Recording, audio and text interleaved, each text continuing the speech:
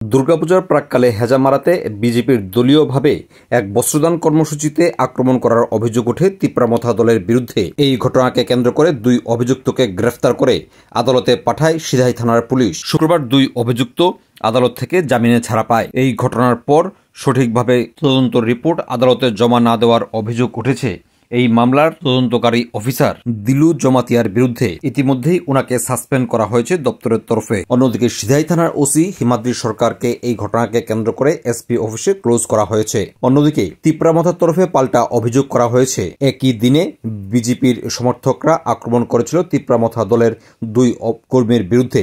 এই ঘটনাকে কেন্দ্র করে সিধাই থানাতে লিখিত অভিযোগ করা হলে পুলিশ সেই অভিযোগের ভিত্তিতে মামলা গ্রহণ করেনি। অতি সত্বর মামলা গ্রহণ করতে হবে এবং অভিযুক্তদের বিরুদ্ধে আইনি পদক্ষেপ গ্রহণ করতে হবে। এই দাবিকে সামনে রেখে শনিবার দুপুর আনুমানিক 1টা নাগাদ সিধাই থানাতে তিপ্রামথার তরফে দেওয়া হয়েছে এক ডেপুটেশন। পাশাপাশি গোটা কর্মসূচিকে কেন্দ্র করে এদিন বিস্তারিত জানিয়েছেন TTAADCর EM রবীন্দ্র দেববর্মা।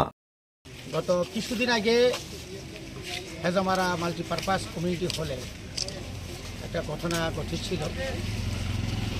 এই ঘটনাকে কেন্দ্র করে সিমনা এলাকার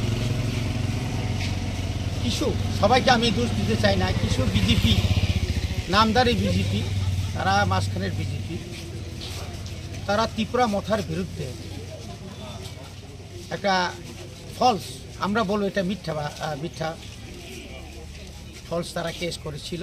যে ওই ঘটনাতে যেদিন বিপ্লবজি আসার কথা ছিল ওই দিনের ঘটনাতে নাকি তিপ্রামথারা আক্রমণ করছে।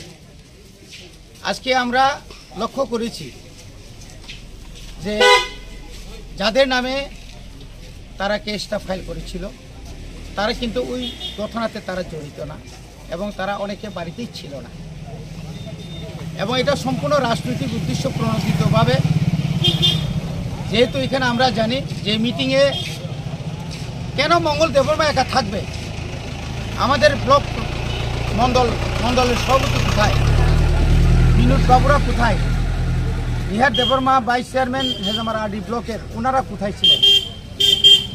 তা এই ঘটনাতে, ওই ঘটনার দিন আমাদের তিপ্রামথার কিছু সংখ্যক ওই দিন বাজার বার ছিল, তারাও বাজার পরে বাড়ি ফেরার পথে তাদের উপর আক্রমণ করা হয়েছিল, যার কারণে 2 জন আহত হয়েছে। আহতরা যারা হয়েছেন তাদেরকে হেজামারা পিএইচসিতে প্রাথমিক স্বাস্থ্যকেন্দ্রে নিয়ে চিকিৎসা করা হয়, স্যালাইন দেওয়া হয়। কিন্তু আমরা এই ঘটনার পরেই আমরা স্পেসিফিক তিপ্রামথার পক্ষ থেকে, সিমলা ব্লক কমিটির পক্ষ থেকে আমরা স্পেসিফিক নাম দিয়ে আমরাও কেস ফাইল করেছি। কত তারিখ ছিল ঘটনা? গত 21 তারিখ। আজকে কত তারিখ? 11। ওই 21 ওই 11 তাদের কেস ফাইল করা হয় না, রেজিস্টার পর্যন্ত করে নাই। আমরা মার খেয়েছি, আমরা হসপিটালে গিয়েছি, হসপিটাল থেকে আমরা এই মেডিকেল সার্টিফিকেট সহ আমরা জমা দিয়েছি। এই ঘটনাতে যারা জড়িত তো ধরার তো দূরের কথা, আমাদের কেস অন্তত ফাইল পর্যন্ত করা হয় না। এটা কত, মানে এই দেশ, এই রাজ্য কত নিরপেক্ষ, এটি কি আমরা ঠিক শরিক দল হয়েও আমরা আমাদের যে বিচার আমরা পাইতেছি না কেন? এটার জন্যই আজকে আমরা শুধু ব্লক কমিটির সদস্যদেরকে নিয়ে আজকে আমরা আমরা এখানে আজকে মাননীয় এখানে ওসি সাহেব আছেন, ওসি সাহেব এবং এখানে আয়ুষ সাহেবকে তো তুলে নিয়ে গেলেন।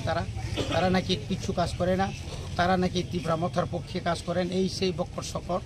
হ্যাঁ, তো আমরা চাইতেছি অন্তত নিরপেক্ষভাবে তদন্ত হোক এবং আমাদের কর্মী 2 জনকে যেহেতু তারা অ্যারেস্ট করার পরে আমরা আইনের লড়াই করে আমরা তাদেরকে জেলখানা থেকে 15 দিনের মাথায় আমরা তাদেরকে নিয়ে যাই বাড়িতে, এবং আমরা চাই তাদেরকেও গ্রেপ্তার করা হোক। আমাদের কেস রেজিস্টার করে তাড়াতাড়ি তাদেরকে গ্রেপ্তার করা হোক।